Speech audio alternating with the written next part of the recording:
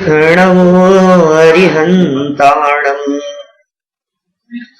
नमो सिद्धाणम् नमो आयर्याणम् नमो वज्रायाणम् नमो लोये सवसाणम् जम जस जम्मिदेशे जेण विहाणेन जम्मि कालम् मे नादम् जिणेन नियतम् जम्मम् वा एवमर्णम् वा तम् तस्य तम्मिदेशे तेन विहाणेन तम्मि कालम् मे कोसकदिवारेदुम् इंदो वातर्जिन्दो वा एवं जोड़ी चलो जानती दौवाणी सब पजाए सो सदिठी सुतो जो संकति सो दिठी। इन गाथाओं का अर्थ भी ख्याल में आता है कि नहीं? थोड़ा थोड़ा बोलते हैं तो अभी तो आता है थोड़ा थोड़ा। आपने ट्रांसलेशन जो संकदी सोहु कुदिट्ठी, क्रमबद्ध पर्याय की इस चर्चा के ऊपर श्रद्धा करने वाले को सम्यक दृष्टि कहा और इस पे शंका करने वाले को मैं नहीं कह रहा हूं, कार्तिकेय स्वामी ने कहा है इस कुदृष्टि मिथ्या दृष्टि जो संकदी सोहु कुदिट्ठी, कुदिट्ठी माने मिथ्या दृष्टि, तो मिथ्या दृष्टि हो जाता है। हम यहाँ प्रवचन सार की 99वीं गाथा के आधार पर पिछले स्वाध्याय में चर्चा कर चुके हैं। कुछ कठिन तो नहीं हो गया था पिछला विषय? नहीं। अच्छा, कुछ भारी तो नहीं था, कुछ ऐसा तो नहीं था जो समझ में नहीं आया हो। बातें बहुत सारी है क्रमबद्ध पर्याय के संदर्भ में कहने की। हाँ, पीछे पूछना है कुछ? अभी भी वो अनुसूची वाला जो पार्ट वो समझने नहीं आता, अनुसूची बहुत सारे शब्द समझ में आते हैं। वो शब्दों का अर्थ तो बता दिया। अब उन शब्दों के अर्थ को आप नोट करके रखेंगे तो वो बार बार में जब उसको पढ़ेंगे तो क्या है, उपयोग में रहना चाहिए। अर्थ समझ में आता है, वर्ड का अर्थ आगे आप शाब्दिक लेते हैं। हाँ, पूरा सेंटेंस है वो। वापस पढ़ता हूँ, एक बार पुनः पढ़ता हूँ। अपने पास में समय सीमित है क्योंकि मुझे 2 महत्वपूर्ण प्रकरणों की चर्चा करनी है। ये प्रकरण होने के साथ साथ एक तो बात करनी है मुझे पुरुषार्थ के बारे में, क्योंकि लोगों के दिलो दिमाग में प्रश्न खड़ा होता है कि ये क्रमबद्ध पर्याय यदि मान लेंगे तो हमारे पुरुषार्थ का क्या होगा। और दूसरे महत्वपूर्ण प्रश्न के बारे में मुझे चर्चा करना है, वो है अकाल मृत्यु के संदर्भ में। ये 2 प्रश्न कल ज्ञान गोष्ठी में भी पूछे गए थे और अनेक लोगों के दिलो दिमाग में इन बातों को लेकर के शंका रहती है। और हमारे पास में अभी पीरियड है 2, एक तो अभी का और एक कल सुबह का। तो मैंने मेरे माइंड में तो ऐसा सेट किया है कि एक चैप्टर मतलब ये जो एक कालांश है अपने पास में अभी वाला, इसमें पुरुषार्थ की चर्चा करेंगे कुछ, और कल जो एक पीरियड बचेगा उसमें अकाल मृत्यु की चर्चा करेंगे। ठीक है ना? तो जिससे लगभग क्रमबद्ध पर्याय से रिलेटेड पूरी विषय वस्तु आप लोगों के उपयोग में स्पष्ट हो सके। यद्यपि 99वीं गाथा का प्रकरण हम पिछले प्रवचन में पूर्ण कर चुके हैं, फिर भी मैं आप लोगों की संतुष्टि के लिए एक बार पुनः उस प्रकरण को यहाँ वापस पढ़ रहा हूं। ज्यादा नहीं समझाऊंगा। क्या इसलिए नहीं समझाऊंगा क्योंकि दादा सुबह कह चुके हैं कुछ जिम्मेदारी आपकी भी बनती है। पूरी जिम्मेदारी वक्ता की नहीं है ना, श्रोताओं की भी कुछ जिम्मेदारी है। फिर भी आप निश्चिंत रहें, मेरी तरफ से जितनी कोशिश हो सकेगी उसे क्लियर करने की मैं उसे क्लियर करूंगा। और मुझे पूरा भरोसा है इस बात पर कि मैं समझाऊंगा तो आपके समझ में आएगा। और इस भरोसे को कर्तृत्व का अभिमान नहीं कहते। 2014 की शिविर में ये दादा ने लिया था तो हाँ, और जिनको सुनना हो तो वहां से भी देख सकते हैं, वेबसाइट से भी। चलिए देखिए, पेज नंबर है 20 ऊपर। आपकी किताब में, जिस प्रकार द्रव्य का वास्तु, बात करता हूं नीचे से, शब्द थोड़े से कठिन हो सकते हैं। शब्दों की कठिनता और सरलता का आधार क्या होता है कि जो शब्द हमारे सुने हुए नहीं होते हैं वे जटिल लगते हैं, और जो शब्द सुने हुए होते हैं वे सरल लगते हैं। सरलता और कठिनता का इतना ही आधार है, इसके अलावा और कुछ नहीं है। सुनी हुई बात सरल लगती है, नहीं सुनी हुई बात कठिन लगती है। पहली बार सुनने पर कठिन लगती है और बार बार सुनने पर वही सरल लगने लगती है। अरे हमें तो ऐसे लोग भी मिलते हैं जो ये कहते हैं कि क्या पुद्गल क्या बोलते हो आप, ये क्या है ये, उनको पुद्गल समझ में नहीं आता। उनको धर्म अधर्म आकाश काल आश्रम बंद की चर्चा करो तो वो आश्रम उनसे बोला नहीं जाता उनसे, ये क्या शब्द है, होता क्या है। लेकिन जिस तरह से आश्रम बंद संवर निर्जरा आदि शब्द हमारे दिलो दिमाग में इस तरह से रच पच गए हैं कि हमें सुनते ही उन शब्दों का भाव भाषण सा होने लग जाता है कि आश्रम माने क्या होता है, बंद माने क्या होता है। इसी तरह से जो अन्वय व्यतिरेक आदि शब्द हैं, ये शब्द न्याय के शब्द हैं जो हमारे कर्णेंद्रिय के विषय कभी बने नहीं है, इसलिए हमें थोड़ा सा जटिल लगता है। कुछ नहीं है, अभ्यास की कमी है। जो जो अभ्यास होता चला जाता है सरलता बढ़ती चली जाती है। देखिए वास्तु शब्द तो बहुत सरल है, मुझे लगता है ये वर्तमान समय में इस गाथा को समझना थोड़ा सरल हो गया है वास्तु की वजह से, क्योंकि दुनिया में सब तरफ वास्तु वास्तु का माहौल दिखाई देता है, तो दुनिया का हर व्यक्ति जानता है वास्तु। अब वो वास्तु बदलना चाहता है, लेकिन उसे ये पता ही नहीं है कि मैं वास्तु बदल नहीं सकता हूं, क्योंकि मैं स्वयं एक वस्तु हूं और मेरा जो निर्माण हुआ है वो जिन पार्टिकल्स से हुआ है, जो प्रदेश हैं, जो पर्याय हैं, जो गुण धर्म शक्तियां हैं, उनको चेंज नहीं किया जा सकता, अनचेंजेबल है वो। वस्तु के प्रदेश नहीं बदल सकते। आप दुनिया में किसी भी जगह पर चले जाओ, आत्मा के प्रदेशों में कम ज्यादा पना नहीं होगा, जितने प्रदेश हैं उतने ही रहेंगे। अरे आकाश के प्रदेशों की अपेक्षा से उन प्रदेशों को कम ज्यादा भले ही कहा जाए, ये लोकाकाश के इतने से प्रदेशों में टिका हुआ है, लोकाकाश के इतने प्रदेशों को घेर रखा है, आप कितना भी कथन करो, लेकिन सच्चाई यह है कि आत्मा के प्रदेशों की संख्या लोक प्रमाण है, लोक प्रमाण है, लोक प्रमाण है, असंख्यात लोक प्रमाण नहीं। क्या लोक प्रमाण असंख्यात, मैं दोनों बातों को स्पष्ट करना चाहता हूं आप लोगों के सामने, क्योंकि समाज में जब हम कई जगह जाते हैं तो लोगों को ये दोनों बातें एक जैसी सी दिखाई देती है। कभी कभी कुछ विद्वानों के माध्यम से भी दोनों को एकार्थ रूप प्रतिपादित कर दिया जाता है। क्या है, आत्मा के प्रदेश कितने हैं? लोक प्रमाण असंख्यात। अर्थ क्या होता है इसका कि लोक का जितना प्रमाण है, लोक के जितने प्रदेशों की संख्या है, उतने प्रमाण में आत्मा के प्रदेशों की संख्या है। इसका नाम है लोक प्रमाण असंख्यात। लोक का प्रमाण है इतने असंख्यात। अरे ऐसा ही है, हमारे यहां जो चर्चाएं की है ना शास्त्रों में, वो इसी प्रकार की चर्चा की है। सागरोपम, अब सागरोपम क्या चीज है? ये उपमा मान का भेद है। पल्योपम, सागरोपम ऐसी चर्चा की। पल्ले की उपमा से, उपमा मान के भेद है, उपमाओं से बातें समझाई गई है। दूसरा शब्द क्या बतलाया था हमने? पहला तो क्या कहा? लोक प्रमाण असंख्यात, बराबर। और दूसरा शब्द क्या है? असंख्यात। असंख्यात को पहले ले लो और बाद में लगा दो लोक। पहला क्या कहा? लोक प्रमाण असंख्यात, माने असंख्यात तो है, लेकिन कितना? कि जितने लोक के प्रदेशों की संख्या है उतना। इसका नाम है लोक प्रमाण असंख्यात।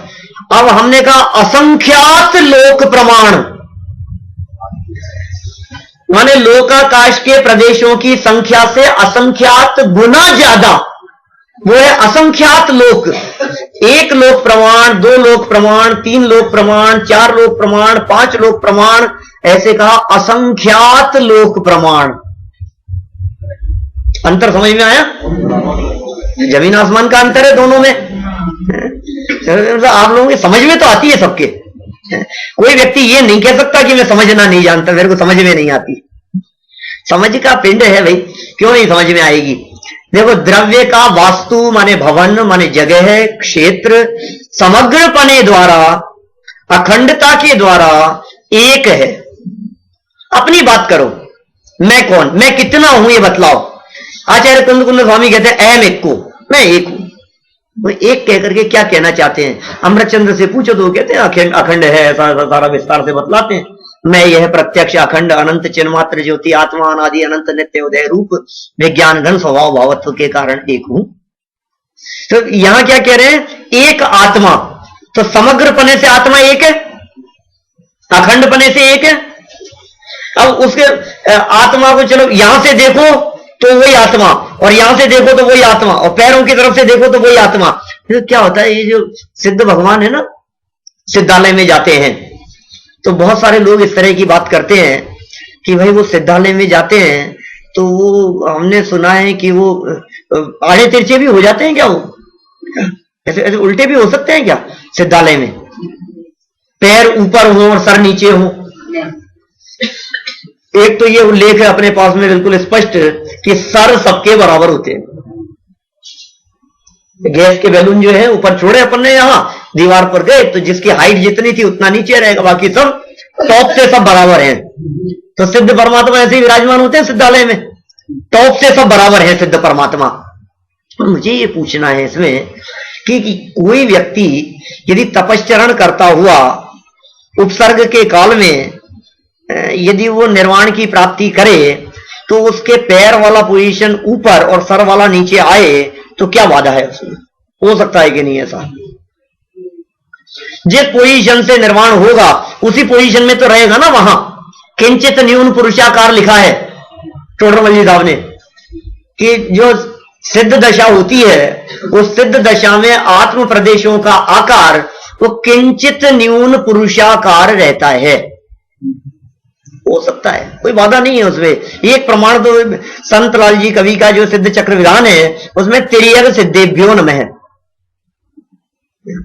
तिरछे सिद्धों के लिए नमस्कार किया। किसी को घाणी में पेल दिया गया, कोई समुद्र में है, कोई उपसर्ग के, अब शरीर ही नहीं बचा, अंतःकृत केवली बने हो गए वो, तो अब उनका कोई क्या होगी स्थिति? फटाफट हो गया, निर्वाण की प्राप्ति हो गई, सिद्धालय में चले जाते हैं, उल्टा लटका रखा ऐसे ही ऐसे चले गए। हमारा भी तो ऐसा ही होता है। जिस अवस्था में हमारा मरण होता है आत्मा उसी आकार प्रकार रूप से तो शरीर से बाहर निकलता है। कई लोग ऐसा कहते हैं, मरते समय हमने देखा डेड बॉडी को, उसका मुंह खुला हुआ, और इनके तो प्राण मुंह से निकले। कोई आंखें देख करके इनके तो प्राण आंखों में से निकले। आंखों से नहीं निकलता कोई प्राण कोई मुंह में से नहीं निकलते। जिस पोजीशन में आप बैठे हुए हैं बिल्कुल जैसे जेरॉक्स कॉपी निकलती है, ठीक उसी तरह से जिस तरह से वो पिक्चर वाले दिखाते हैं आत्मा को निकलता हुआ, वैसा ही निकलता है आत्मा। दिखाते हैं ना किसी आदमी को, किसी औरत को दिखाया और उनको दिखा, उसमें आत्मा निकल गई, तो जो आत्मा निकलते हुए जो परछाई ऐसे निकलती हुई दिखाएंगे, तो वैसा ही ट्रांसपेरेंट अमूर्तिक आत्मा उसी शेप में, उसी आकार में आप यदि ऐसे बैठे हुए हैं और आत्मा ऐसे इसी शेप में निकलेगा एज इट इज पूरा का पूरा बाहर। और उसमें निमित्त कौन बनता है? तो उसमें कहा अनुपूर्वी नामकरण की प्रकृतियां, गत्यानुपूर्वी क्षेत्र विपाकी प्रकृतियां हैं। ये क्षेत्र की चर्चा चल रही है ना, आत्मा के क्षेत्र की चर्चा चल रही है। आत्मा का क्षेत्र कितना है, कैसा है आत्मा का क्षेत्र? तो निश्चय से तो आत्मा का क्षेत्र लोक प्रमाण है, लोक प्रमाण असंख्यात है। लेकिन वो जो लोक प्रमाण असंख्यात निश्चय से क्षेत्र है, उस पूरे क्षेत्र में ये आत्मा तो सिर्फ और सिर्फ केवली समुद्घात, और केवली समुद्घात के भी 4 भेद हैं। उसमें लोकपूर्ण नाम का जो केवली समुद्घात है उस काल में संपूर्ण लोक में फैलता है, बाकी आत्मा पूरे लोक में नहीं फैलता कभी। हम लोग ये कहते हैं तो निश्चय से ऐसा ही है तो ऐसा ही स्वरूप जानो, लोक प्रमाण, तो मिथ्या मान्यताएं हैं इस तरह की। जगत में बहुत भ्रांतियां चलती है। मैंने एक बार शिकागो के अंदर लिया था जयेश भाई के घर पे, रिकॉर्डिंग होगी उनके पास में, सुनना, 1 घंटे प्रकरण पूरा। क्या क्या इसके संदर्भ में मिसअंडरस्टैंडिंग चलती है आत्मा के स्वरूप के संदर्भ में, प्रदेशों को लेकर के क्षेत्र संबंधी चर्चा। वो कहते हैं आत्मा ऐसा फोल्ड हो जाता है, ऐसा रहता है, वैसा रहता है, फिर ऐसा खुल जाता है। बहुत बहुत तरह की भ्रांतियां हैं। मैं भी उन सब की चर्चा नहीं करना चाहता। मैं सिर्फ इतनी बात कहना चाहता हूं कि ये आत्मा क्षेत्र की दृष्टि से यदि देखें तो संपूर्ण लोक में फैलता है। तब लोकाकाश के एक एक प्रदेश पर आत्मा का एक एक प्रदेश रहता है। इसलिए लोकाकाश के प्रदेशों की जितनी संख्या है उतनी अपने त्रिकाली ध्रुव भगवान आत्मा के प्रदेशों की संख्या है। एक प्रदेश भी हमारा कम नहीं है लोकाकाश के प्रदेशों से, और लोकाकाश के प्रदेशों से एक प्रदेश भी हमारा ज्यादा नहीं है। नहीं, बात तो क्लियर है, इसमें तो कोई कठिन बात नहीं है, बराबर कही है। अब हमें यह कहना है कि अब वो जो आत्मा असंख्यात प्रदेशी जो संख्या कही, उनका असंख्यातपना कैसे सिद्ध करोगे आप? अखंड आत्मा तो एक है। कोई कहेगी साहब यदि असंख्यात प्रदेश है तो फिर तो असंख्यात हो गया ना मैं। असंख्यात प्रदेश होने से अनंत गुण वाला हूं तो मैं अनंत रूप हो गया ना। मेरे कितने रूप हैं कि मैं ज्ञान रूप हूं, ये मेरा एक रूप है, मैं दर्शन रूप हूं, ये मेरा दूसरा रूप है। अरे नहीं, ऐसा नहीं है। अनंत गुण होते हुए भी तू एक है। असंख्यात प्रदेशी होता हुआ भी तो अखंड एक है। तो फिर असंख्यात कैसे बनेगा? कि असंख्यातपना तब संभव है, ये नीचे लास्ट लाइन जो दी है, सेकंड लास्ट लाइन, उसमें कहा प्रदेशों का परस्पर व्यतिरेक वो उसके असंख्यातपने को सिद्ध करता है। प्रदेशों में परस्पर व्यतिरेकपना न हो तो उसका असंख्यातपना सिद्ध नहीं हो सकता। नहीं समझ में आई? मैंने कहा ये पुस्तक है, ये ग्रंथ है सामने, इस ग्रंथ में कितने पेज हैं? तो हमने कहा 470। ये ग्रंथ समग्र पने द्वारा एक होने पर भी,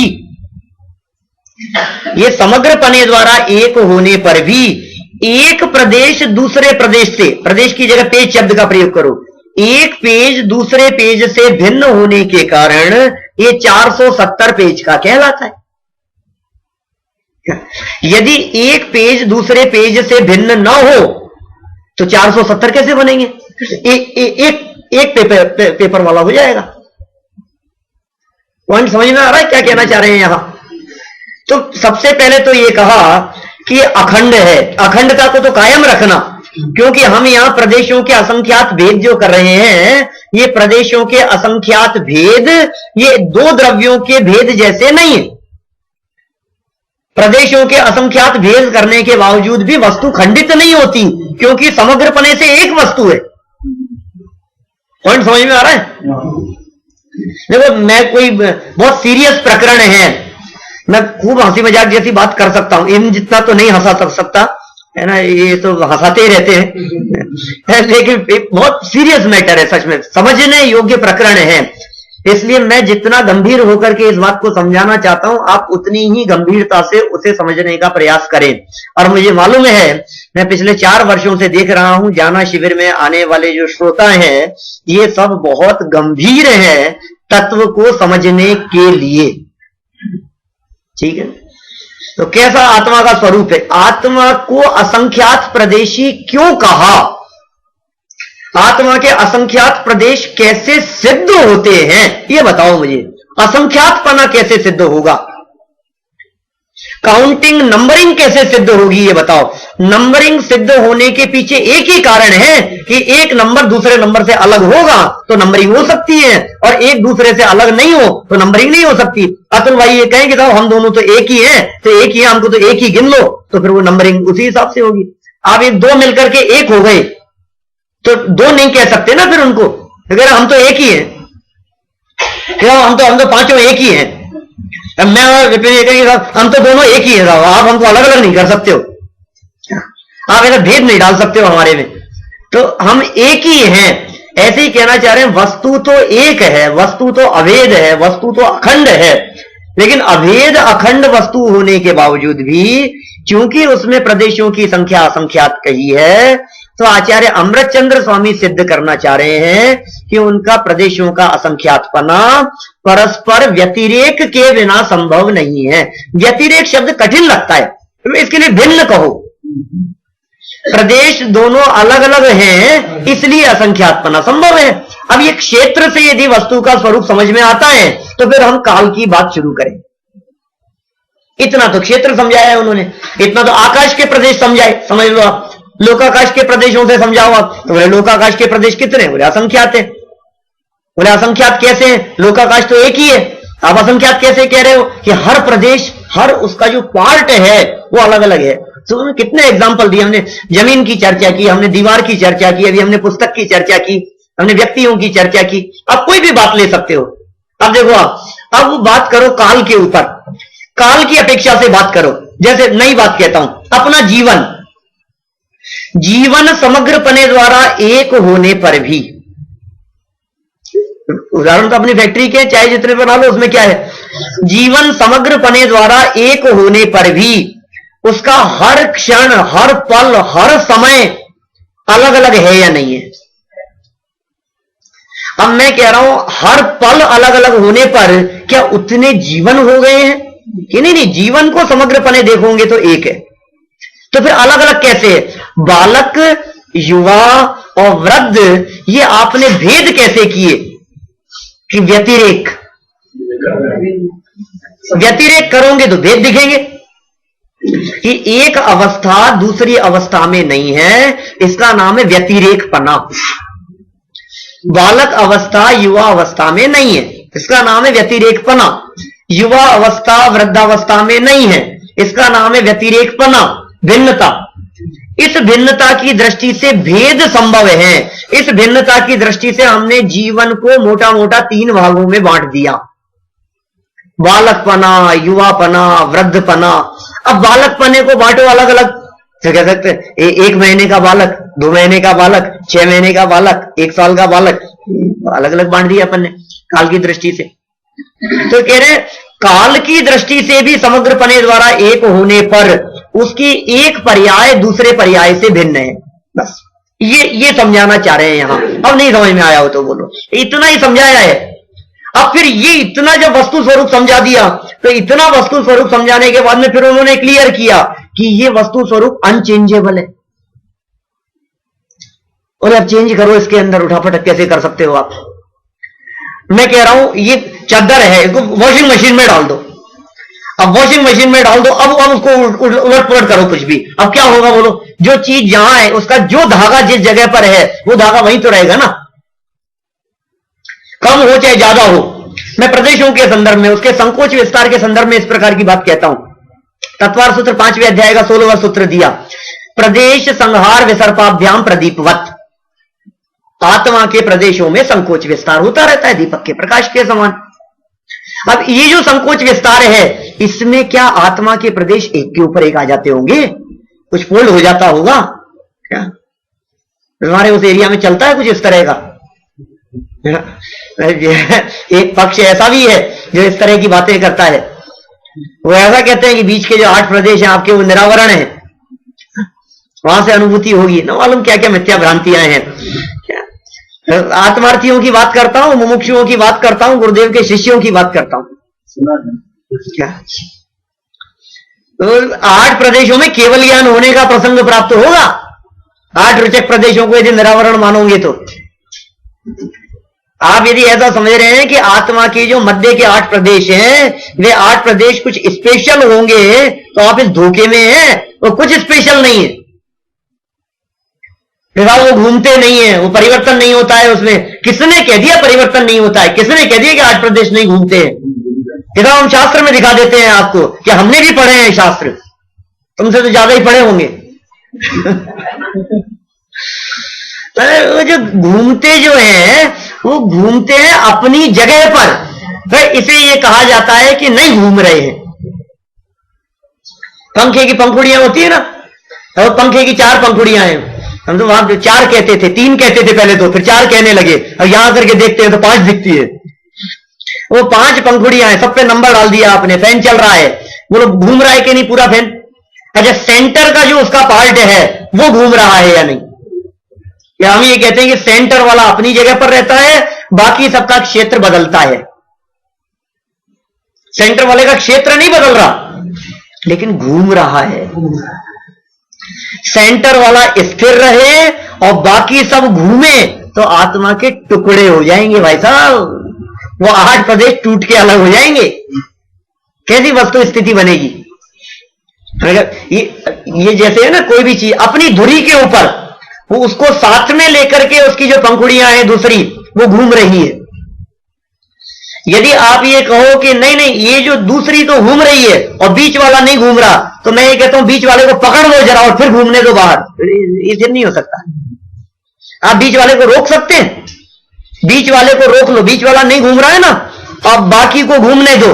नहीं घूम सकता वैसा, टूट जाएगा वो। ऐसे आत्मा के टुकड़े नहीं है।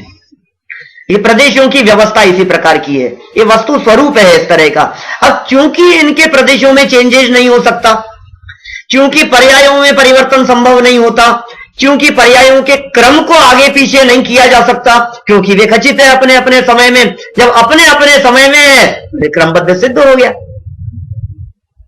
और क्या है भाई, इस पूरी की पूरी प्रक्रिया को आप एक पिक्चर की रील पर घटित करके देखें। जो पिक्चर की रील है, आपको पूरी बात क्लियर हो जाएगी। जो पिक्चर की रील है, अभी तो मुझे ध्यान नहीं है, लेकिन पहले तो वो रील आती थी, वो देखते थे कि कितनी लंबी है रील, कितनी है। जब स्टार्टिंग के अंदर आता ना दूरदर्शन चैनल के ऊपर ब्लैक एंड व्हाइट में, 80s के अंदर, जो 80s में अभी भी आता होगा, वो जो फर्स्ट पेज जो है उस पर रील लिखा रहता है। सेंसर बोर्ड द्वारा जो पास होकर के सर्टिफिकेट जो दिखाते हैं, उस सर्टिफिकेट के अंदर कितनी रील है, ये कितने mm की है, क्या है जो भी उसका। तो वो जो रील है, क्या वो रील पूरी एक ही है या उस रील के अंदर हर शॉट अलग अलग है? एक पिक्चर का गाना चलता है, आप लोगों के तो सॉन्ग ही नहीं होते मूवी में। यहाँ हमारे इंडिया में तो एक सॉन्ग में कोई 50 ड्रेसें बदल लेते हैं। जब छोटे थे तो ऐसे लगता था यार ये ड्रेस कैसे बदल लेते हैं, ये डांस करते करते इनके कपड़े कैसे बदल जाते हैं। आप थोड़ा सा बारीकी से देखो तो हर शॉट उसमें अलग अलग है, जगह बदलते हैं। और एक गाना चल रहा है और एक गाने के अंदर को पेरिस आ गया और को शिकागो आ गया, यहाँ एटलांटा में आ गए। ये क्या चक्कर चल रहा है? कब आमेर के अंदर घूम रहे हैं, वहां का सॉन्ग, ये कैसे हो रहा है आधी आधी लाइन में? इसका मतलब अलग अलग पार्ट से हैं, वो बात करते करते भी अलग अलग शॉट हैं। क्या नवीन भाई ने तो पार्ट किया है मूवी में, पता है आपको? सुशीला बहन नवीन भाई ने, आप लोगों को खबर है कि नहीं है? क्या एक मूवी में इन्होंने पार्ट किया है, रोल था इनका। तो वो जो शॉट है, एक शॉट आप गहराई से देखेंगे तो लगेगा यहां शॉट बदल गया, आपको वो कट नजर आएगा। आप बारीकी से देखेंगे तो हर जगह पर कट दिखेगा आपको, यहां तक का ये शॉट था, ये चला गया, अब ये नेक्स्ट शॉट, ये नेक्स्ट शॉट। और वो शॉट कट करते हैं। अब देख आजकल तो वो सब आने लग गया, दिखाने लग गए। इस तरह के सीरियल वगैरह आते हैं जिसके अंदर वो शॉट कट करते हुए दिखाते हैं। वो सब माने पिक्चर में भी पिक्चर की शूटिंग दिखाते हैं करते हुए। तो वो जो अलग अलग शॉट हैं, वो सब जुड़ने पर उसके अखंड पने से उसका नाम है एक पिक्चर। सारे शॉट जुड़े हुए हैं, उसका नाम है एक पिक्चर। अब उस पूरी पिक्चर में एक होने पर भी एक शॉट दूसरे शॉट से अलग है। पहला शॉट दूसरे शॉट से अलग है। और सभी जिस सीरियल से लगे हुए हैं, जिस क्रम से लगे हुए हैं, यदि उसका क्रम भंग कर दिया जाए तो अनर्थ हुए बिना न रहे, मजाक बने बिना न रहे, हंसी आए बिना न रहे। आप थोड़ा सा भी पीछे वाले दृश्य को आगे और आगे वाले दृश्य को पीछे ले जाओ तो क्या होगा? आप थोड़ा सा सैंपल देता हूं आपको, ज्यादा हंसाना नहीं चाहता और ज्यादा समय नहीं लगाना चाहता, प्रकरण आगे बढ़ाना चाहता हूं।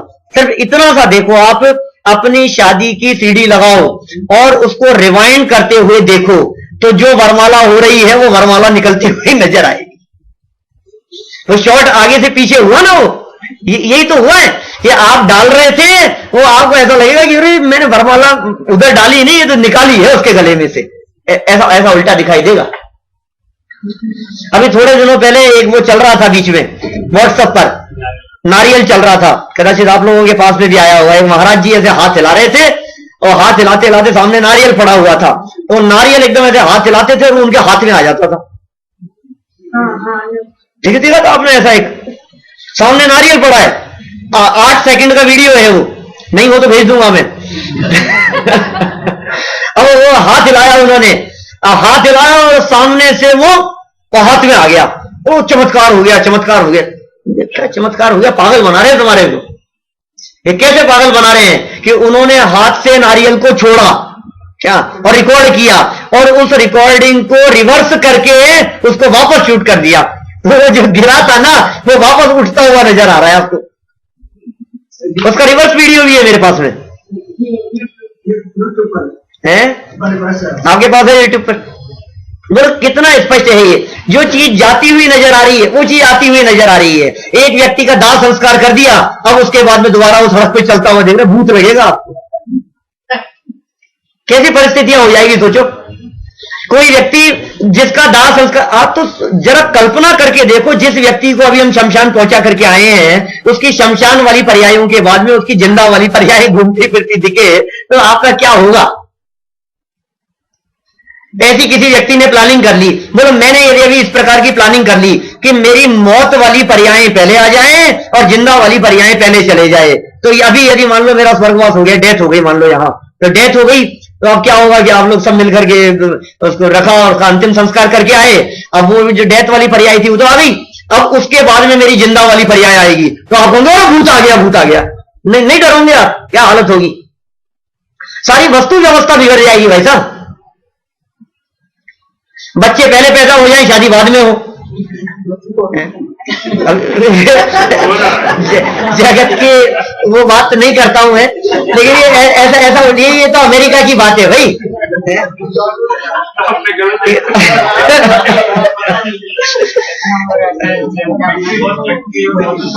माने मेरा कहने का मतलब ये है, कितने ऊटपटांग अवस्थाएं संभव है। आपके दांत पहले टूट जाएं, आप समझ लो,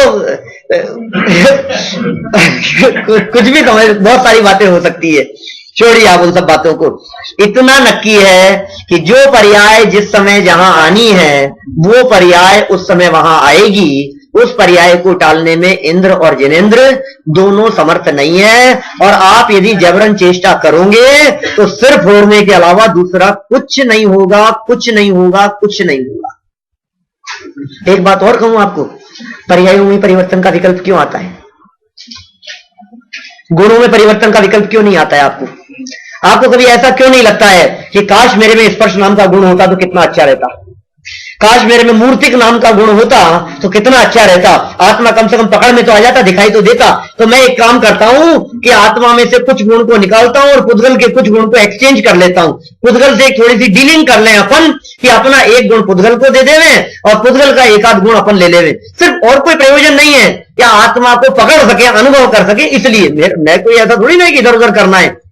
उद्देश्य है अपना आत्मानुभूति के प्रयोजन से इतना सा पुद्गल के साथ में अपन कॉम्प्रोमाइज कर लेवे। मैं भी तो अपना एक गुण दे रहा हूं पुद्गल को, मैं अपना एक आध गुण पुद्गल को दे देता हूं, पुद्गल का एक आध गुण अपने को ले लेता हूं। क्या ऐसा विकल्प आता है कभी किसी को? द्रव्य में परिवर्तन करने का विकल्प आता है? जिन वस्तुओं में परिवर्तन नहीं होता उनमें इस जीव को परिवर्तन के संदर्भ में विकल्प भी नहीं आता। ये बहुत मनोवैज्ञानिक बात है। जिनमें परिवर्तन होता हुआ दिखाई देता है वहां इसको थोड़ी बहुत कुछ गुंजाइश सी दिखती है और उनमें ये परिवर्तन करना चाहता है। इसको थोड़ी सी गुंजाइश दिखती है ना, कहां?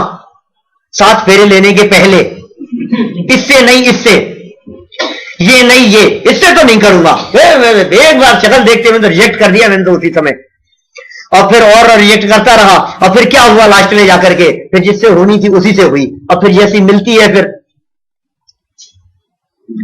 अच्छा उसमें तो तेरे को मौका मिलता है, तुझे ऐसा लगता है। मैं कहता हूं किसी व्यक्ति को ऐसा विकल्प आता है कि नहीं नहीं ये तो बहुत काली है, मैं तो इसको अपनी मां नहीं मानूंगा, मैं इसको अपना भाई मानने के लिए तैयार नहीं हूं, इसकी तो शक्ल अच्छी नहीं है। कर ही नहीं सकते हो आप, क्योंकि भाई बहन माता पिता चाचा चाची नाना नानी जितने रिलेशन हैं उन सब में फिक्स है वो, उसमें हमारे को कोई गुंजाइश लगती ही नहीं है कि मैं परिवर्तन कर सकूं। बोलो हम क्या कर सकते हैं? हमारे हाथ में नहीं है। प्रकृति जहां जिस घर में हमने जन्म ले लिया, हम उसके अंदर कैसे परिवर्तन कर सकते हैं? एक थोड़ी सी गुंजाइश सी दिखती है, किसमें? शादी करने में, और उसमें मीन में करता रहता है। हाथ में तो तेरे वो भी नहीं है, जो आनी होगी वही आएगी, कितना भी परिश्रम कर लेना ऊपर से नीचे तक। तो इसमें बहुत सुंदर श्लोक दिया है, आगे देखिए आप। ये जो प्रकरण दिया है ना, पेज नंबर 24 देखिए आगे, ये पूरा प्रकरण वही है, पढ़ करके देख लेना। मैं यही हूं कल दोपहर तक, ठीक है ना? चलते फिरते कहीं भी पकड़ सकते हो, कोई बात नहीं समझ में आए तो पूछना, फिर भी नहीं समझ में आए ज्ञान गोष्ठी में देना, कल सुबह भी चर्चा कर सकते हैं अपन, और है ना? ये क्रमबद्ध पर्याय की बात दिमाग में बैठनी चाहिए, बैठनी ही चाहिए। वस्तु के परिणमन में कहीं कोई परिवर्तन करने की गुंजाइश नहीं है। देखो क्या कह रहे हैं, लोग क्या सोचते हैं कि मैं परिवर्तन करूं, लोग क्या सोचते हैं कि मैं बदल दूं, क्या क्या बदलेगा। बहुत सुंदर श्लोक प्रस्तुत किया है ये नीचे पद्मानंदी आचार्य का, 24 नंबर पेज पर नीचे 4 नंबर की 4 पंक्तियां हैं ये पद्मानंदी पंचविंशतिका की। लोकाश्चेतसि चिन्तयन्त्यनुदिनं कल्याणमेवात्मनः कुर्यात् सा भवितव्यता गतवती तत्तत्र यद्रोचते मोहोल्लासवशादति प्रसरतो हेत्वा विकल्पान् बहुन् राग द्वेष विशोज्जितैरिति सदा सद्भिः सुखम सीयताम। बहुत सुंदर पंक्तियां हैं। क्या कह रहे हैं? लोकाहा, लोकाहा मतलब लोग, लोका मतलब ये दुनिया की बात नहीं है, लोक मतलब लोग, लोगों की चर्चा है। चेतसी अपने मन में, सब लोगों की बात चल रही है, लोगों में मैं भी शामिल हूं, मेरी भी बात चल रही है। सुरेश भाई आपकी भी बात चल रही है, आप क्या सोच रहे हो मन में, तो सब बात आएगी अभी यहां, आप क्या सोचते रहते हो। लोकाश्चेतसी, लोग अपने मन में, चिंतयंती चिंतन करते रहते हैं, अनुदिनम रोजाना दिन रात। लोकाश्चेतसी लोग अपने मन में, चिंतयंती अनुदिनम चिंतयंती चिंतन करते रहते हैं, अनुदिनम दिन रात, कल्याणमेव आत्मनः अपने कल्याण के बारे में ही चिंतन करते रहते हैं। बोलो, दूसरा कोई चिंतन नहीं करता व्यक्ति। प्रयोजन और अनुद्देश्य मंदोपि न प्रवर्तते, मंद से मंद बुद्धि भी प्रयोजन और उद्देश्य के बिना प्रवर्तन नहीं करता। मंद से मंद बुद्धि भी हो ना, तो वो भी क्या सोचता है, वो मंद से मंद बुद्धि भी ये सोचता है कि नहीं नहीं इससे मेरे को क्या बेनिफिट मिलेगा। और यहां मूर्ख है, पर में जहां तेरा कुछ हो नहीं सकता है, जहां तेरी चल नहीं सकती है, ये कैसे काम करते हैं देखो आप। प्रयोजन और अनुद्देश्य के बिना, प्रयोजन और उद्देश्य के बिना मंद से मंद बुद्धि भी प्रवर्तन नहीं करता। आप यदि यहां आए हैं तो अपने कल्याण की भावना से आए हैं। एसी यदि बंद करते हैं तो आप अपने हित के लिए करते हैं, ऑन करते हैं तो अपने हित के लिए करते हैं, भोजन करते हैं तो अपने हित के लिए करते हैं। मैं स्वस्थ रहूंगा, तबीयत ठीक रहेगी। सोता है तो उसमें अपना प्रयोजन भाषित होता है, जगता है तो उसमें अपना प्रयोजन भाषित होता है। कुछ भी करता है ना, अपने भले के लिए करता है। चिंतन भी यही करता रहता है, ये विचार करता रहता है, मैं पैसा कमाऊंगा तो ऐसा होगा, इतना इकट्ठा हो जाएगा, फिर ये ठीक रहेगा, बच्चे होंगे फिर उनका ऐसा एडमिशन करा दूंगा, उनको पढ़ाऊंगा, उनको वहां पढ़ने के लिए भेजूंगा, इसका ऐसा करूंगा। ये तो कैसा सोच रहा है, अच्छा अच्छा सोच रहा है ना अपने बारे में, अच्छा अच्छा ही सोचता है ना हर व्यक्ति। फिर होता क्या है ये बताओ। पहली लाइन के अंदर तो इन्होंने ये कह दिया, चिंतयन्त अनुदिनम कल्याणमेव आत्मनः, और दूसरी लाइन में कह दिया कुर्यात सा, करती है वो। कौन? सोचते हैं हम और करती है वो कौन है? भवितव्यता आगतवती। भवितव्यता को जो करती है, आई हुई भवितव्यता, कुर्यात करती है, सा भवितव्यता, वह भवितव्यता, आगतवती जो भवितव्यता आ गई है, जो होनहार आ गई है, वह वही करती है, तत्र तत्र यद्रोचते। उस भवितव्यता को जो रुचेगा, जो पसंद आएगा, वो वही करती है। बोलो, आप कितनी भी घोषणाएं कर दो कि राज्याभिषेक होगा, कर दो आप। अब भवितव्यता को क्या रुचता है? भवितव्यता को जो रुचेगा, आप कितना भी अपने कल्याण के बारे में विचार करते रहो। मुझे एक बात समझ में नहीं आती, जब आप नहीं चाहते कि मैं बीमार पड़ूं तो बीमार क्यों पड़ जाते हैं? दुनिया में कोई व्यक्ति ऐसा भी चिंतन करता होगा क्या कि यार बहुत दिन हो गए यार, बुखार उखार नहीं हुआ, एक बार तो थोड़ा बहुत तो होना ही चाहिए, बहुत समय हो गया। मेरे को कभी ऐसा लगता है यार अपने कभी फ्रैक्चर नहीं हुआ, ये हड्डी टूटती होगी तो कैसा होता होगा, एक बार एक्सपीरियंस, वन टाइम। नहीं होना चाहिए ऐसा एक्सपीरियंस अपने को। अरे भाई साहब, तुम्हारे नहीं चाहते हुए भी ये सब काम होते नहीं है क्या? मनीष भाई, किसने चाहे थे कि बाल उड़ जाएं? क्या हमारे नहीं चाहते हुए भी, हम नहीं चाहते हैं आंखों पे चश्मा चढ़े क्या? हम सोचते रहते हैं कितनी कोशिश की होगी, बोलो कितनी शीशियां खत्म की होगी।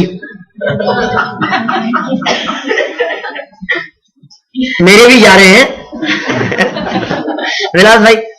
कुरियात सा भवितव्यता आगतवती तत्र यद रोचते, जो उस भवितव्यता को रुचता है वो वह भवितव्यता करेगी ही करेगी, उसे टालने में इंदो वात है जिनिंदो वा वो सक्कदी वारेदुम। वारेदुम का अर्थ क्या था? टालने में। बोलते हैं ना अपन, रोजाना बोल रहे हैं, बार बार में गाथा है, को सक्कदी कौन समर्थ है, वारेदुम टालने में। कौन टालने में समर्थ है? कौन टाल सकता है उसको? आप सोचते रहो और चलते चलते फिसल जाते हो। आप सोचते हो कि मैं फिसलूं, आप फिसलना चाहते हो, आप चाहते हो मेरे पेट में दर्द हो। आपकी बिना चाही हुई जितनी भी परिस्थितियां बनती है, वे परिस्थितियां क्यों बनती है और कौन बनाता है, मुझे इस बात का जवाब दे दो।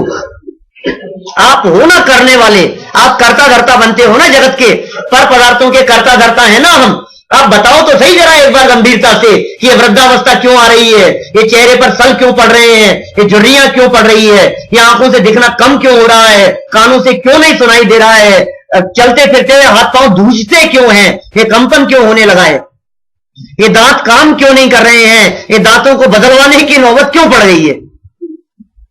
शौक लग रहा था कि बहुत समय हो गए, पुराने हो गए, दांत बदल दिए जाए। कुरियात सा भवितव्यता आगतवती तत्र यद रोचते, जो उसको रुचेगा वो वही करेगी। सैकड़ों उदाहरण हैं, सैकड़ों एग्जाम्पल हैं। तेरे करने से नहीं होता है, तेरे करने से नहीं होता है। एक दो नहीं, हजारों बातें इसके संदर्भ में की जा सकती है, पचासों कहानियां सुनाई जा सकती है। चाहे पांडवों की चर्चा कर लो, कितने परमाणु युग के उदाहरण, एक से एक उदाहरण देते हैं। आप शालिनी खा रही है, ये हो रहा है, वो हो रहा है, दुनिया भर का। कौन चाहता है? कोई नहीं चाहता है, हो रहा है तो हो रहा है। कोई व्यक्ति बुरा चाहेगा तो क्या होगा? फिर तो बुरा हो जाएगा ना। इधर टोडरमल जी की पंक्तियां प्रस्तुत की है, इधर यहां राइट साइड वाले पेज पर देखो आप। ये इसके नीचे की दो पंक्तियां पढ़ता हूं मैं। अभी दो का अर्थ किया है मैंने, अभी दो बाद में पढ़ूंगा। पहले टोडरमल जी को सामने प्रस्तुत करता हूं आपके सामने। हाँ, पहले नीचे देखो, लास्ट वाला पैराग्राफ, लास्ट पैराग्राफ आपके इस प्रकरण का 25 नंबर पेज का लास्ट नीचे। इस प्रकार क्रोध से बुरा चाहने की इच्छा तो हो,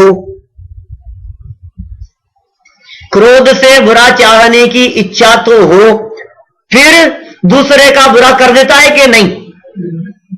बहुत गुस्सा आ रहा है, ऐसी की तैसी कर दूंगा तेरी, कर देगा, हो जाएगा ना, कर पाएगा ना। कौरवों ने नहीं कितनी प्लानिंग करी, बोलो पांडवों को कहीं जला देने की, नष्ट कर देने की, लाक्षागृह के अंदर जला देने की, वनवास के अंदर मारने की, कितनी कितनी प्लानिंग करी। और फिर क्या हुआ उस पूरी प्लानिंग का?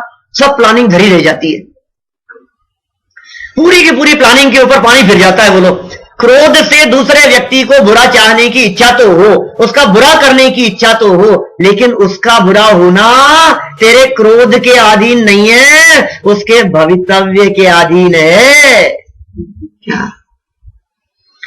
ये क्रमबद्ध पर्याय की पोषक पंक्तियां नहीं है मोक्षमार्ग प्रकाशक की। बोलो, मान से, चारों कषायों के संदर्भ में ऐसी बात लिखी, मान से अपनी मेहनतता की इच्छा तो हो, मान कषाय का उदय होता है, यार मुझे ऊपर बिठाना चाहिए, यार मेरे बारे में बोलना चाहिए, यार मेरा सम्मान होना चाहिए, मेरे घर में माला डलनी चाहिए, यार मेरा नाम तो छापा ही नहीं इन्होंने, यार मेरा नाम ऊपर छपना चाहिए, मेरे लिए ऐसा होना चाहिए, मेरी फोटो खींचनी चाहिए, क्या मेरा मेरा करता रहता है। तो ठिकाना है तेरा कुछ? मान से मेहनतता की इच्छा तो हो, लेकिन मेहनतता होना यह भवितव्य अधीन है। परात्म निंदा प्रशंसे सत्सद्गुणों चादनों भावने चैन नीचेर गोत्रस्य। कब काम आएंगे ये जिन वचन? ये विचार करने योग्य, जितना चिंतन करोगे उतना शांति मिलेगी, उतना सुकून मिलेगा।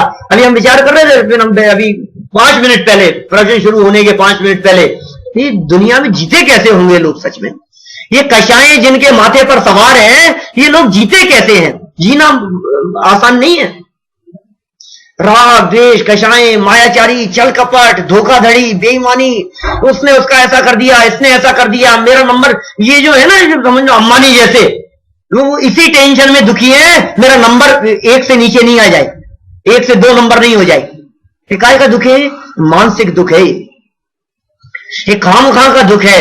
ये कषायों की पीड़ा के संदर्भ में पंडित जी साहब कहते हैं, टोडरमल जी साहब, कषायों की वेदना सही नहीं जाती, आत्महत्या करके भी सुखी होना चाहता है, मरकर करके भी सुखी होना चाहता है। इसको ऐसा लगता है मैं मर जाऊंगा ना तो सुखी हो जाऊंगा। अरे मूर्ख, तू मर करके सुखी होगा? किससे पीछे छुड़ाना चाह रहा है तू? तो ये जीवन पूरा हो जाएगा तो समझता है खत्म हो जाएगा, फिर तो कोई तकलीफ नहीं रहेगी ना, फिर तो संकट नहीं रहेगा ना, तो किस किस से पीछे छुड़ाएगा? मान से मेहनतता की इच्छा हो, मायाचार से छल की इच्छा हो, लोभ से पदार्थों को ग्रहण करने की इच्छा हो, इष्ट प्राप्ति की इच्छा हो, अरे होना तो भवितव्य के अधीन है। तेरे विकल्पों की अपेक्षा नहीं रखते ये पदार्थ, दुनिया की कोई भी वस्तु मेरे विकल्पों की अपेक्षा नहीं रखती, नहीं रखती, नहीं रखती। भोजन अच्छा बनता है, मैंने बनाया है, इतनी सी बात आ जाए ना कि हलवा अच्छा बना है और पंडित जी तारीफ कर रहे हैं, और एक लेडीज की तारीफ करे और उसने बनाया नहीं, वो दूसरे ने बनाया हो, नहीं पंडित जी मैंने बनाया है, तुरंत निकलता है ऐसा अंदर से। जिसकी प्रशंसा होनी होगी उसकी होगी, जिसकी निंदा होनी होगी उसकी निंदा होगी। प्रशंसा चाहने से प्रशंसा नहीं होती, अच्छे कामों से प्रशंसा नहीं होती, और बुरे कामों से निंदा नहीं होती। क्या बात कर रहे हो आप? भवितव्य तत्र यद्रोच्यते, भवितव्यता को जो पसंद आएगा वो करेगी। तुम कितना भी माथा पकड़ लो, सर फोड़ दो, कुछ भी कर लो, आप 100 सिर के हो जाओ, होना होगा सो होकर के रहेगा। नहीं दिखता है आपको ऐसा? आपको प्रैक्टिकल नहीं दिखता है? एक बच्चा परीक्षा के अंदर फर्स्ट पोजीशन आया, टॉप किया उसने, और जब वो आया तो उसने सोचा आज तो मोहल्ले के अंदर सब लोग मेरे को बधाई देंगे, प्रशंसा मिलेगी मेरे को। अब जब आया वहां 4-6 लोग खड़े थे, बातें कर रहे थे कि बतलाया अपनी बात, तो क्या हो गया इसमें, आजकल तो घर ही घूमते हैं ऐसे। अब वो बेचारा टॉप किया उसने यूनिवर्सिटी में, और कुछ नहीं मिला उसको, अपयश कीर्ति उदय में हुए तो कुछ हाथ नहीं लगे तुम्हारे। और दूसरा बच्चा फेल हो गया था, फिर इसकी तो निंदा होगी ना, तो बात करते नहीं यार मेहनती तो बहुत था, अभी तो ढंग से कॉपी चेक कहां करते हैं आजकल, होशियार तो बहुत था। अब बोलो, जो फेल हो जाता है उसकी भी यशस कीर्ति का उदय होता है तो प्रशंसा होने लग जाती है, जो पास होता है टॉप करता है उसके भी अपयश कीर्ति कर्म का उदय होता है, निंदा होने लग जाती है। किसके साथ में क्या परिस्थितियां बननी है यह हमारे हाथ में है क्या? कौन किसको बदल सकता है? ये परिस्थितियां हमारे कंट्रोल में नहीं है, क्योंकि ये परिस्थिति पहले तो परद्रव्य है, वो परद्रव्य पर तेरी चलती नहीं है। बलात् चलाने की चेष्टा कर रहा था, खींचतान कर रहा था, ये कहता है मेरी इच्छा के अनुसार चले, वो कहते हैं मेरी इच्छा के अनुसार चले, ये कहता है मेरी इच्छा के अनुसार चले। तो वस्तु कहती है मुझसे तो पूछो, मुझ में शक्तियां हैं, किसी को कोई काम करने की जरूरत नहीं है, मैं अपना काम करने में समर्थ हूं, डोंट डिस्टर्ब मी। कितना कितना स्पष्ट है बिल्कुल। वो वस्तु क्या कहेगी, मैं अपना काम कर रही हूं, आपको जरूरत नहीं है मेरे काम में डिस्टर्ब करने के लिए। हर वस्तु अपना काम कर रही है। एक वस्तुत्व नाम का गुण है कि नहीं उसमें? लाइट अपना काम कर रही है जलने का, माइक अपना काम कर रहा है, स्पीकर अपना काम कर रहे हैं, टेबल अपना काम कर रही है, खाना अपना काम कर रहा है, हर पुद्गल का परमाणु अपना अपना काम कर रहा है। ये चेतन ही ऐसा है, थोड़ा सा समझदार बन रहा है ना मूर्ख, ये सोचता है कि नहीं नहीं मैं थोड़ा सा होशियार हूं, समझदार हूं, थोड़ा सा ज्ञानवान हूं तो करूं कुछ, क्या कर लेगा? और करने की चेष्टा करता है, और कर होना जाना तो कछु है नहीं, होगा क्या? कार्य विकल्पों से नहीं होता, मूर्ख व्यर्थ ही बोझा ढोता। तो है ना प्रसंग, जंगल में इलेक्शन हुए, बहुत परेशान थे सारे जानवर, किसी नहीं, एक बार सारा युग बदल रहा है, देश बदल रहा है, दुनिया बदल रही है क्या? अब यहां भी ऐसा नहीं चलेगा कि वो शेर ही राजा बने, शेर भी बने कोई ऐतराज नहीं है, लेकिन इलेक्शन लड़ना पड़ेगा उसको, इलेक्शन जीत करके आए, जो होगा तो राजा बनेगा। इलेक्शन होने चाहिए जंगल में, ठीक है, सर्वसम्मति से इलेक्शन की घोषणा हुई, इलेक्शन हो गए, कई प्रस्ताव आए, कई लोग आए इस तरह से कि किसी ने कहा हाथी को राजा बना दो, किसी ने कहा बंदर एक्टिव दिखता है, किसी ने कहा नहीं ये बलवान है, किसी ने कहा ये समझदार है, किसी ने कहा ये शांत है, किसी ने कहा नहीं नहीं शेर ताकतवर है, इसको बना दो, उसको बना दो। बहुत प्रकार के प्रस्ताव सामने आए, तो उनमें सब लोगों ने एक मुद्दे पर सहमति व्यक्त की कि देखो हमारा मिनिस्टर ऐसा होना चाहिए, हमारा राजा ऐसा होना चाहिए जो एक्टिव हो, काम करने में होशियार हो, भाग दौड़ कर सके, मेहनत कर सके, और इतनी एक्टिवनेस तो हमारे को बंदर में दिखाई दे रही है और किसी में नहीं है। इतनी एक्टिवनेस यदि और किसी में हो तो बतलाओ, इतना एक्टिव हो तो नहीं, बात तो सही है साहब, क्योंकि एक्टिव ढीले ढाला आदमी क्या करेगा? अब हाथी को अपन ने राजा बना दिया और कोई काम हो तो बेचारे ऐसे ढीले ढीले झूमते हुए आ रहे हैं, क्या काम करेंगे वो? उनको बैठे हुए को उठने में 15 मिनट लग जाएंगे, वो क्या काम करेंगे? तो सबके बात जच गई, बंदर को राजा बना दिया गया, वानर का राज चलने लगा, बंदर राजा हो गए, ठीक है। अब कुछ दिनों तक राज चलने लगा, दौड़ती हुई आई एक हिरणी, और वानर क्या हुआ क्या हुआ? मेरे बच्चे को शेर ने पकड़ लिया, आप ही बचा सकते हो, अब आप राजा हो, अब प्रजा राजा के पास में नहीं जाएगी, संकट के काल में तो कहां जाएगी? बोले आप ही बचा सकते हो, एक काम करो आप चलो मेरे साथ में। अच्छा क्या हुआ? वो पकड़ लिया, कहां है? बोले वही है पास में पीछे। बोले चलो मैं चलता हूं। अब राजा जी साथ में पहुंच गए वहां, और पहुंच करके वो एक पेड़ से दूसरे पेड़ पे छलांग लगाने लगे। बोले बचाओ, फिर इधर से एक पेड़ से दूसरे पेड़ पर, उससे एक डाल से दूसरी शाखा पर, इधर से उधर, उधर से उधर खूब छलांग लगाने लगे। अरे क्या करते हो, बचाओ ना उसको। राजा आप क्या कर रहे हो? कि देख ज्यादा चपर चपर मत कर, क्यों मर जाएगा। अरे देख वो मरे चाहे जिंदा रहे, कुछ भी हो, मेरी भाग दौड़ में कुछ कमी हो तो बता। अरे तुम्हारी भाग दौड़ तो बहुत है, तुम्हारी मेहनत तो बहुत है, उछल कूद तो बहुत है, लेकिन तुम्हारी इस मेहनत से, तुम्हारी इस उछल कूद से, तुम्हारी इस भाग दौड़ से, इन विकल्पों से कुछ हो सकता है कि नहीं, कुछ होगा या नहीं, इसका भी विचार किया है कि नहीं। हमने तो विकल्प बहुत किए कि ऐसा होना चाहिए, वैसा होना चाहिए, ऐसी व्यवस्था होनी चाहिए, ऐसा शिविर होना चाहिए, इतने लोग आने चाहिए, ऐसी सोचते रहो आप विकल्प करते रहो। विकल्प करने का काम आपका है, आप विकल्प करने के लिए स्वाधीन है, लेकिन वस्तु आपके विकल्पों के अधीन नहीं है। दो पंक्तियां बहुत सुंदर है जो ऊपर वाली बीच में टोडरमल जी की पंक्तियों के ऊपर मैं पढ़ करके सुनाना चाहता हूं आपको। बहुत मार्मिक पंक्ति है टोडरमल जी के जस्ट ऊपर, जहां टोडरमल जी लिखा है ना उसके ऊपर की दो पंक्तियां। जिन लोगों को क्रमबद्ध पर्याय की चर्चा में पराधीनता नजर आती है, जिन लोगों को क्रमबद्ध पर्याय की चर्चा में पुरुषार्थहीन होता हुआ नजर आता है, जिन लोगों को ऐसे लगता है कि क्रमबद्ध पर्याय यदि मान लेंगे तो केवल ज्ञानी के ज्ञान के अनुसार ही हमारे को चलना पड़ेगा, जिन लोगों को ऐसा लगता है कि मैं यहां प्लानिंग कर रहा हूं कि जाऊं कि नहीं जाऊं, तो दूसरे व्यक्ति ने कहा कि केवल ज्ञानी से पूछ ले, वो बता देंगे, उनके ज्ञान में है। मैंने हमें हर काम केवल ज्ञानी से पूछ पूछ के करना पड़ेगा, बड़े पराधीन हो गए हम तो। बहुत सुंदर जवाब दिया है। पता है किसकी पंक्तियां हैं? पंडित जुगल किशोर जी मुख्तार साहब की। जुगल किशोर जी को जानते हैं आप लोग? ये मुख्तार अलग है, ये जुगल किशोर जी मुख्तार वो जिसने राग द्वेष का मादिक जीते, मेरी भावना जिन्होंने लिखी है ना, उनकी पंक्तियां हैं। अंतिम पंक्तियां पढ़ूंगा, अपने पास में समय सीमित है। देखिए क्या कहते हैं, इसके सिवाय, सिवाय शब्द से शुरू हो रही है लाइन, एक नीचे की 3 लाइनें, टोडरमल जी के ऊपर की 3 लाइनें। इसके सिवाय सर्वज्ञ के ज्ञानानुसार पदार्थों का परिणमन नहीं होता। तो विरोधी थे क्या क्रमबद्ध पर्याय के? बोलो, अब तो मजा आ गया ना।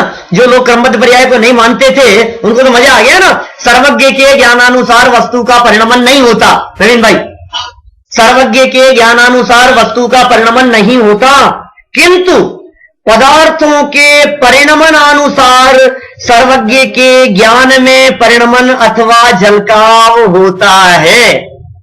और तर्क क्या दिया? ज्ञान ज्ञेयाकार है न कि ज्ञेय ज्ञानाकार। बहुत गजब बात कही है, बहुत मार्मिक लाइन है। बारीकी से आप यदि इस लाइन को देखो तो दिल को छू जाए, ऐसी ऐसी पंक्ति है। क्या कहा है यहां?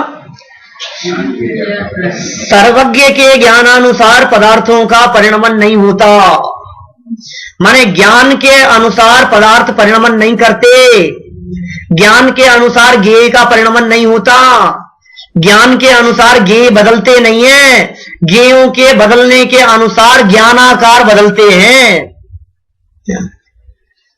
तो सर्वज्ञता से दुनिया की व्यवस्थाएं निश्चित है ऐसा नहीं, दुनिया की व्यवस्थाएं निश्चित है इसलिए सर्वज्ञ के ज्ञान में झलकती है, ऐसा। बात कुछ समझ में आती है कि ऊपर से जाती है? समझ में आ रही है क्या? समझाइश काई समझाणु है। देखो क्या कह रहे हैं, कितना सुंदर वाक्य है। ज्ञान ज्ञेयाकार है, जैसा ज्ञेय है वैसा का वैसा ज्ञान में झलकता है। भाई सीधी सी बात है, दर्पण में जो पदार्थ झलक रहा है वो झलकन पदार्थ के अनुसार है, दर्पण के मतलब दर्पण में झलकन के अनुसार पदार्थ नहीं है। ऐसा ही है ना, जब हम मिरर के सामने जाते हैं तो हमारे चेहरे के अनुसार झलकता है उसमें, या जैसा झलकता है वैसा चेहरा हो जाएगा। कौन सी चीज पहले है? फर्स्ट किसको रखें, प्रमुख किसको रखें अपन? जैसा चेहरा होगा वैसा झलकेगा, बस इसमें स्वाधीनता है। आप जो करने वाले हैं वैसा भगवान पहले से जानते, अब इसमें क्या पराधीनता है? अरे जान लेने मात्र से पराधीनता कहां हो जाएगी? हमें यदि किसी बात का पहले से पता लग गया तो पहले से पता लगने का मतलब पराधीन हो गए, परतंत्रता हो गई। किसी भी कार्य का समय पर होना, अपने निश्चित समय पर होना, क्या इसमें पुरुषार्थ नहीं होता है? मैं पुरुषार्थ की चर्चा कर रहा हूं। कोई भी कार्य हुआ, वो कार्य अपने निश्चित समय पर हो, वो कार्य अपने स्वकाल में हो, क्या ये पुरुषार्थ नहीं है कि समय से पहले में ही आपको पुरुषार्थ नजर आता है? इसको तो ऐसा लगता है इसको मैं यहां से उठा करके यहां धरूं ना, तो इसका नाम पुरुषार्थ। आप पुरुषार्थ किसे समझते हैं? आपको लगता है क्रमबद्ध पर्याय के अंदर पुरुषार्थ नहीं है, आप पुरुषार्थ का स्वरूप नहीं समझते हैं, इसलिए इस प्रकार की बात करते हैं। पहले ये नक्की करो पुरुषार्थ किसका नाम है। बालों के सीधे से टेढ़े करने का नाम, टेढ़े से सीधे करने का नाम पुरुषार्थ है, काले से सफेद करने का नाम पुरुषार्थ है, और सफेद से काले करने का नाम पुरुषार्थ है। किसका नाम पुरुषार्थ है? उठने का नाम पुरुषार्थ है, चलने का नाम पुरुषार्थ है। जो भी कार्य संपन्न होता है वो कार्य अपनी वीर्य शक्ति से संपन्न होता है। हर वस्तु अपनी शक्ति से परिणमन करती है, उसमें उसका पुरुषार्थ लागू होता है। हर पर्याय में पांचों समवाय लागू होते हैं, हर कार्य में 5 समवाय होते हैं ना। स्वभाव, पुरुषार्थ, निमित्त, होनहार, काल, लब्धि। बिना पुरुषार्थ के काम होगा क्या? नहीं होगा ना, बिना पुरुषार्थ के कोई काम नहीं होगा ना। अब मेरे एक प्रश्न का जवाब दो। आप यहां से जा रहे थे और जाते जाते सीढ़ियों से फिसल गए, ठीक है ना? इनके तो बहुत प्रश्नों का जवाब देते हो आप। मैं पूछता नहीं हूं ज्यादा प्रश्न आपसे, तो आप लोगों को मौका मिल जाता है थोड़ा सा आंख बंद करके सुनने का। सबकी आंखें खुली है, मैं तो मजाक करता हूं। आप सीढ़ियों से उतर रहे थे और सीढ़ियों से उतरते उतरते फिसल गए रोड पर। मेरे से प्रश्न किया है सर, 10-12 साल पुरानी बात है। वहां प्रवचन हॉल में अपने स्मारक में क्रमबद्ध पर्याय की क्लास ले रहा था। क्लास चलाते चलाते एकदम सामने से प्रश्न किया कि पंडित जी एक बात बतलाओ, सब काम 5 समवाय से होता है? मैंने कहा हाँ 5 समवाय से होता है। तो बोले मैं स्कूटर लेकर के जा रहा था और मेरा एक्सीडेंट हो गया। क्या? अब ये एक्सीडेंट हुआ, इसमें मेरा पुरुषार्थ क्या हुआ? स्वभाव समझ में आता है, निमित्त समझ में आता है, होनार्थी समझ में आ गया, काल लब्धि ऐसी थी समझ में आ गया। मैंने एक्सीडेंट के लिए क्या पुरुषार्थ किया? आप सीढ़ियों से फिसल गए, अब इसमें आपका क्या पुरुषार्थ है बताओ? बिना पुरुषार्थ के हुआ ना ये तो। क्या आपने फिसलने के लिए भी कोई पुरुषार्थ किया था? सीढ़ी तक गए। आपको लगता है कुछ? इसको ऐसे लगता है काम इच्छा के अनुसार हुए तो मैंने किया तो पुरुषार्थ, और काम इच्छा के अनुसार नहीं हुआ बोले ये मेरा पुरुषार्थ नहीं, बिना पुरुषार्थ के हो गया काम। मैंने उनको जवाब दिया, भाई साहब आप जिस पुरुषार्थ की बात कर रहे हैं यहां अनंत द्रव्य है, अनंत द्रव्य। हर परमाणु का अपना अपना पुरुषार्थ काम कर रहा है। आप क्या बात कर रहे हैं? आप एक के पुरुषार्थ की बात कर रहे हैं। जीव का अलग पुरुषार्थ चल रहा है, पुद्गल शरीर का अलग पुरुषार्थ चल रहा है, कपड़ों का अलग पुरुषार्थ चल रहा है, जमीन का अलग पुरुषार्थ चल रहा है, एक एक पुद्गल के परमाणुओं का, स्कूटर का अलग पुरुषार्थ चल रहा है, उसका व्हील कहां जाना है, उसकी लाइट कहां जानी है, उसका स्टीयरिंग कहां जाना है, उसका हर पुद्गल परमाणु कितनी तीव्र वेग से उछलेगा, कौन कहां तक जाएगा, कौन कितनी दूरी तक रहेगा, सबका पुरुषार्थ अपना अपना है। आप पुरुषार्थ समझते ही नहीं है। पुरुषार्थ किसे कहते हैं? वीर्य गुण की पर्याय का नाम है पुरुषार्थ। आत्मा के संदर्भ में भी उस वीर्य गुण की चर्चा की जाती है, और प्रत्येक द्रव्य में वो वीर्य नाम का गुण है। मैं कहता हूं चलो आप दूसरे तरह से लगाओ। आप ये कहते हो कि पुरुषार्थ के बिना काम होगा कि नहीं होगा, पुरुषार्थ तो जरूरी है। तुम तो समझदार हो, पुरुषार्थ की बात करते हो। इसमें क्या पुरुषार्थ हो रहा है? ये नई से पुरानी होने में इसका पुरुषार्थ किसने किया? बोलो। ये नई से पुरानी होने रूपी कार्य हुआ ना प्रमोद भाई? ये नई से पुरानी किसने कर दी? ये बताओ मुझे, इसमें किसका पुरुषार्थ लागू हुआ? क्या धर्म द्रव्य में पुरुषार्थ नहीं है तो उसका परिणमन रुक जाता होगा? अधर्म द्रव्य का परिणमन कैसे होता होगा? पुद्गल के परमाणु अचेतन पदार्थ कैसे परिणमन करते होंगे? उनमें पुरुषार्थ कौन करता होगा? जब पुद्गल पदार्थों का परिणमन बिना कुछ किए हुए अपने आप स्वाधीनपने हो सकता है, तो फिर चेतन के परिणमन में कर्ता धर्तापन का विकल्प क्यों? अरे नहीं करने धरने में भी पुरुषार्थ हो सकता है। ये बात समझ में क्यों नहीं आती है हमारे को? पुरुषार्थ को लेकर के हमारे दिमाग में पता नहीं क्या रहता है। गुरुदेव तो कहते हैं क्रमबद्ध पर्याय की श्रद्धा में सच्चा पुरुषार्थ है। ये बात गले उतर जाए, इसमें सच्चा पुरुषार्थ है। इधर को समझ में नहीं आ रहा है। मुझे एक प्रश्न का और जवाब दे दो। सिद्ध परमात्मा के या अरहंत परमात्मा के कितने गुण प्रकट हुए हैं? बोलो। 4 कर्मों के अभाव में कितने गुण प्रकट हुए? 4 कर्मों के अभाव में 4 गुण प्रकट हुए। नाम पता है आप लोगों को किसी को? अनंत ज्ञान, अनंत दर्शन, अनंत सुख, अनंत वीर्य। तो अनंत परमात्मा अनंत वीर्य के धनी है, इसमें कोई डाउट ऑब्जेक्शन किसी को? अनंत परमात्मा अनंत वीर्य के धनी है, अनंत शक्ति संपन्न है। किसका क्या कर रहे हैं बोलो?